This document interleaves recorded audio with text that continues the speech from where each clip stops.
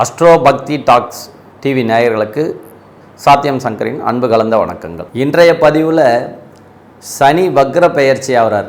அதாவது கோச்சாரத்தில் இந்த ஆண்டு 2025 வக்ர பெயர்ச்சி ஆகிறத பற்றி தான் நம்ம பார்க்க போகிறோம்.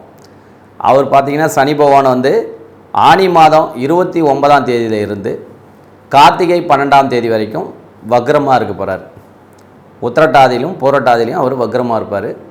ஆங்கில தேதியில் சொன்னோம்னா 13/7/25 இருந்து 28/11/25, அதாவது நவம்பர் மாதம் வரைக்கும் கிட்டத்தட்ட 138 நாட்கள் வந்து பார்த்திங்கன்னா சனி பகவான் வக்ரமாக இருந்து தன்னுடைய இயல்புக்கு மாறான பலனை செய்ய போகிறார். இப்போது சனி பகவான் வக்ரமாக இருந்தால் என்ன பலனை செய்ய போகிறார் பொதுவான அந்த 12 ராசிகளுக்கும் பார்க்கலாம். இப்போது மெல்ல மெல்ல திரேக ஆரோக்கியம் ஏற்படும்.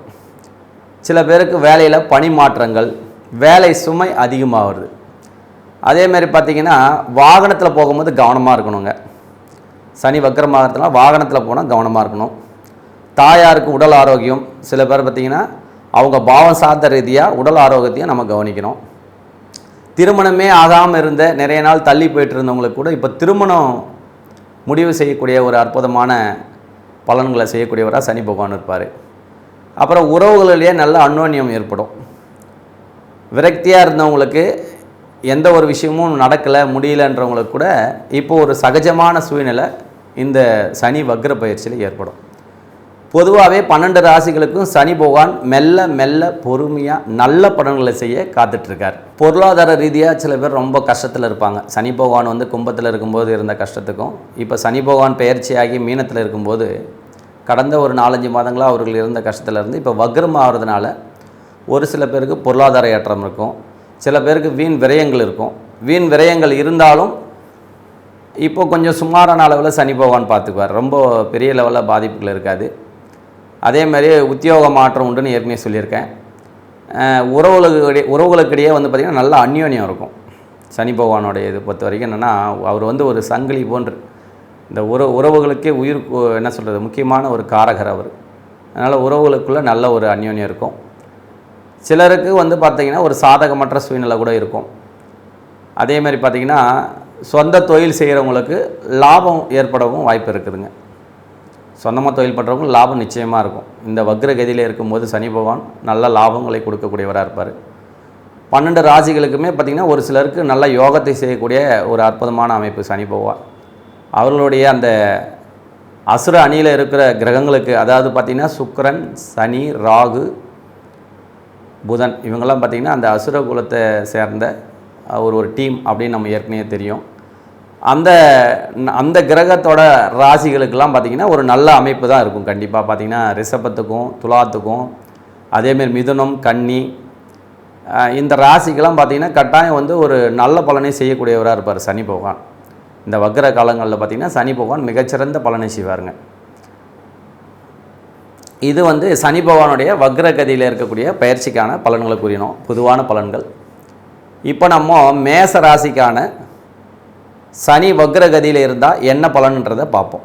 சனி வக்ர பயிற்சியில் ரிஷப ராசிக்கான பலன்கள் என்ன அப்படின்னு பார்க்குறோம். ரிஷப ராசிக்காரர்கள் இந்த வக்ர பயிற்சியானது மிக அற்புதமாக இருக்குங்க. ஏன்னா சனி பகவானுக்கு நண்பர் அப்படின்னு கூட சொல்லிக்கலாம் சுக்கிரனை. ஏன்னா ஒரே டீம், அதாவது அசுரகுலம் என்று சொல்லக்கூடிய சுக்கிரன், சனி, ராகு, புதன் இவர்கள்லாம் வந்து நண்பர்கள். அதனால் இந்த சனி பகவானுடைய பார்வை 2 ஆதிபத்தியங்களை உடைய சனி பகவான் 2 ஆதிபத்தியங்கள் பெற்ற ரிஷப ராசிக்கு, அதாவது சுக்கிரனுக்கு நன்மைகளை செய்யக்கூடியவராக இருக்கார். ஒரு சில பேருக்கு அவங்க ஜாதக ரீதியாக சனியும் சுக்கிரனும் சரியில்லாத 6, 8, 12 இருந்தால் இந்த ஆண்டு பார்த்திங்கன்னா ஒரு சில மாற்றங்கள், அதாவது பலன்கள் சற்று மாறுபாடாக இருக்கும். இப்போது சனி பகவான் தன்னுடைய 3ஆம் பார்வையால் மீனத்திலிருந்து ரிஷப ராசிக்கு என்ன பலனை செய்ய போகிறார் அப்படின்றத பார்க்குறோம். சனி பகவான் 3ஆம் பார்வையாக ரிஷப ராசியை தொடர்பு கொள்கிறார். அவருடைய பார்வையில் அந்த லக்னத்திலே வீரத்தினால ஜாதகருக்கு ஒரு சில அலைச்சல்கள் இருக்கும். அதாவது ரிஷப ராசிக்காரங்களுக்கு ஒரு சில அலைச்சல்கள் இருக்கலாம். ஆனாலும் அது வந்து அவருடைய சுய விருப்பத்தின் பேரில் இருக்கும். ஏதோ ஒரு வேலை சம்மந்தமாகவோ இல்லை அவருடைய முக்கியமான ரோலுக்காக தான் அந்த கொஞ்சம் நேரத்தை செலவிடுற மாதிரி இருக்கும். அதேமாதிரி ரிஷப ராசிக்கு அவர் 3ஆம் பார்வையை பெற்று ராசியிலே பயணம் பண்ணுறதுனால இந்த ஆண்டு முழுவதுமே அவர் நல்ல பலனை செய்ய காத்திருக்காரு. அதுபோக இந்த வக்ர கதியில் கிட்டத்தட்ட பார்த்திங்கன்னா 138 நாளுமே வந்து பார்த்திங்கன்னா ஒரு நல்ல அமைப்புன்னு தான் சொல்லிக்கணும். ரிஷப ராசிக்கு நல்ல பலன்களையும் செய்வார்.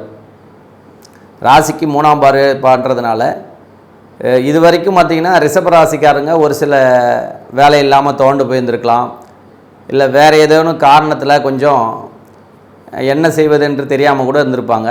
அவங்களுக்கெல்லாம் அந்த சனி பகவான் வக்ரகதியிலிருந்து இது பண்ணுறது ஒரு சில துடிப்பும் சுய தைரியமும். ஏன்னா 3ஆம் பார்வைன்றது தைரியம் வீரியம் என்று சொல்லக்கூடிய ஒரு அமைப்பு. அந்த 3ஆம் பார்வையை அவர் பார்க்குறது ரிஷபராசிக்கு வருமானம் சார்ந்த விஷயத்தில் என்னென்ன செய்யலாம் அப்படின்றத அவங்க முடிவு பண்ணுவாங்க. அதே மாதிரி பார்த்திங்கன்னா ரிஷபராசியை பொறுத்த வரைக்கும் சனி பகவானோட பார்வை ரிஷபராசிக்கு 5லே திரிகோணத்தில் படுவது மிக ஒரு அற்புதமான யோகத்தை செய்யக்கூடிய அமைப்புங்க. ஏன்னா ரிஷபராசிக்காரர்களுக்கு 5ஆம் இடம் என்று சொல்ல பார்த்திங்கன்னா குழந்தைகள் மூலயமான சில லாபங்கள், குழந்தைங்களுக்காக வந்து பார்த்திங்கன்னா நிறைய ஒரு சில விஷயங்களுக்காக செலவு பண்ணுறது, அவங்க நன்மை கருதி சில நல்ல விஷயங்களை பண்ணுறது, மேற்படிப்புக்காக ஏதாவது பண்ணுறது, இந்த மாதிரி நல்ல நல்ல விஷயங்கள்லாம் வந்து சனி பகவான் நல்ல பலன்களை செய்யக்கூடியவராக இருக்கிறார் ரிஷப ராசிக்கு.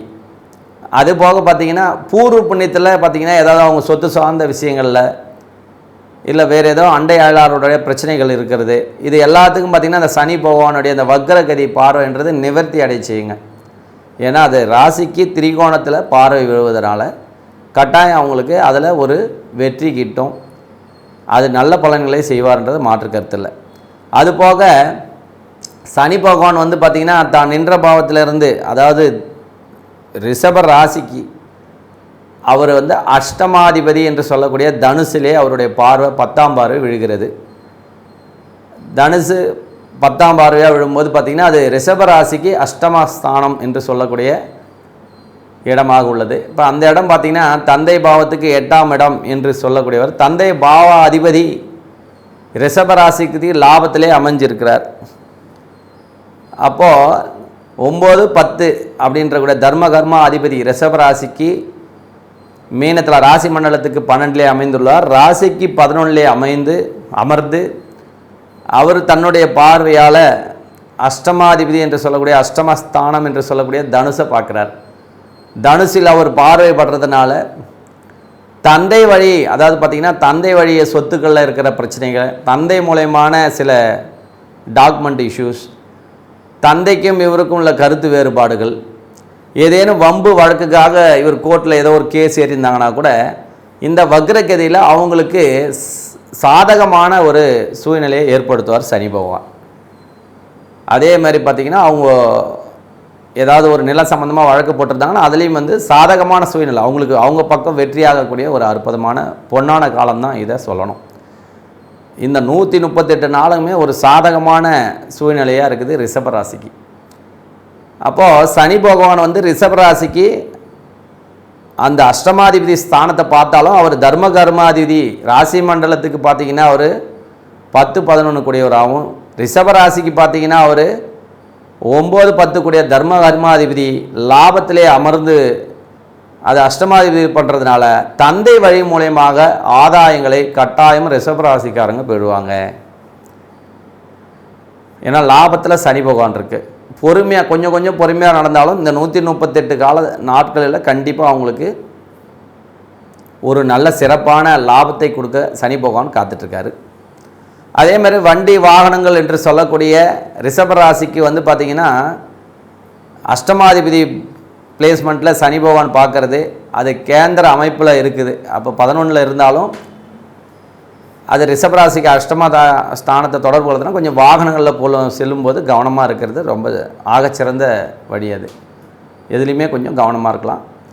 மற்றபடி சனி பகவான் வந்து இந்த வக்ரகதியில் நல்ல பலன்களை செய்வார்.